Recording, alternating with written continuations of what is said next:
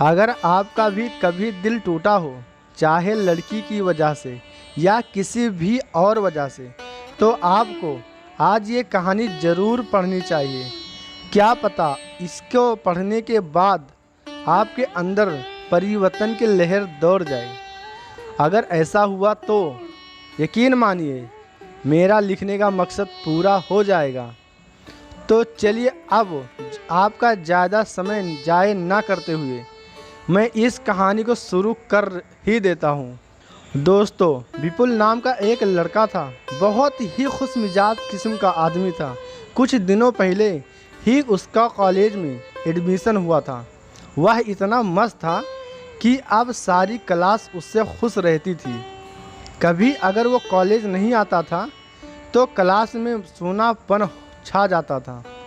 दिन बीतते गए और समय निकलता गया, लेकिन विपुल की ज़िंदगी में खुशियों का अनुपात कम हो गया था। वो क्लास में बिल्कुल चुपचाप बैठा रहता। कोई उससे पूछे तो बताने को तैयार नहीं था। पूरी क्लास में सन्नाटा छाने लगा। लेकिन एक दिन उसके टीचर ने उससे पूछ ही लिया कि विपुल, तुम्हें बताना ही होगा कि तुम इतना दुखी क्यों हो। जब तक अपने अंदर दबे बोझ को हल्का नहीं करोगे तब तक कैसे खुश रहोगे।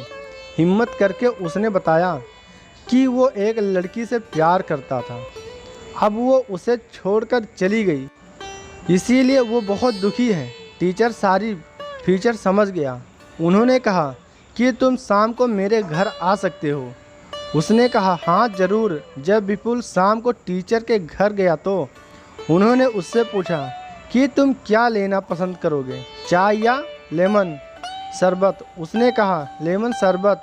जब उन्होंने शरबत बनाया तो उसमें नमक काफ़ी ज़्यादा डाल दिया और जब विपुल भाई ने वह लेमन शरबत पिया तो एक घूंट पीकर के मुंह बिगाड़ लिया और टीचर को कहा सर ये क्या बना दिया आपने, इसमें नमक बहुत ज़्यादा है।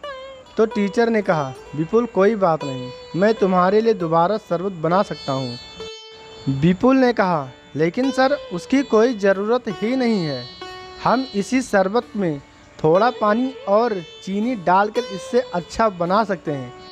टीचर ने फिर पूछा कि क्या विपुल ने भी यही जवाब दिया। अब टीचर ने कहा कि मैं तुमको यही बात समझाना चाहता था, इसीलिए मैंने जानबूझकर लेमन शरबत में नमक ज़्यादा डाला और तुम्हारी ज़िंदगी में भी नमक ज़्यादा हो गया है तो तुम सिर्फ उसमें ज़्यादा से ज़्यादा चीनी मिलाते जाओ। कुछ ही दिनों बाद नमक की मात्रा कम हो जाएगी और आपकी ज़िंदगी पहले से भी खुशनुमा बन जाएगी। विपुल के गुरुजी चाहते तो यह सीधा सीधा भी समझा सकते थे, लेकिन आप सभी जानते हो सीधी बात इतनी आसानी से कहाँ समझ आती है। जो ज्ञान प्रैक्टिकल से मिलता है वो हमेशा याद रहता है और ऐसा ज़िंदगी का ज्ञान तो हम उम्र भर नहीं भूलते। अब विपुल के जीवन में चीनी की मात्रा बढ़ने से खुशियाँ बढ़ रही थी। उसने अपने गुरु का चरण स्पर्श किए और उनका धन्यवाद दिया। अगर वह इन बातों को अंदर ही अंदर दबा के रखता और विरह की अग्नि में जलता रहता तो गुरु कैसे समझ पाते। मैं भी आपसे यही कहना चाहता हूँ, अगर आपका भी किसी ने दिल तोड़ा है तो बार बार उसके बारे में मत सोचिए। किसी ना किसी से तो साझा करके आपको अपना बोझ हल्का करना ही पड़ेगा। और अगर आपको कोई भी ऐसा इंसान ना मिले तो आप क्या करोगे उसका भी तरीका बता देता हूँ। आप अकेले में कागज़ के ऊपर वो सारी बातें लिख दिए जो आपके दिमाग में आंधी की तरह उड़ रही है। कैसे भी बातें हो लिखिए और लिखने के बाद देखिए दिमाग को कितना रिलैक्स मिलता है, क्योंकि काफ़ी सारी गंदगी दिमाग से निकल चुकी है, बाकी की सवत ही निकल जाएगी। अब आपको इस कागज़ का क्या करना है, इसको फाड़ दीजिए, आपका काम हो गया।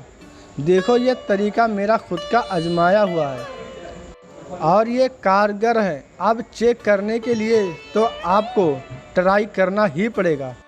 बाबा जी कहते हैं करने से होता है, मैं खुद फ़ैन हूँ उनका। करोड़ों लोगों का जीवन बदल चुके हैं।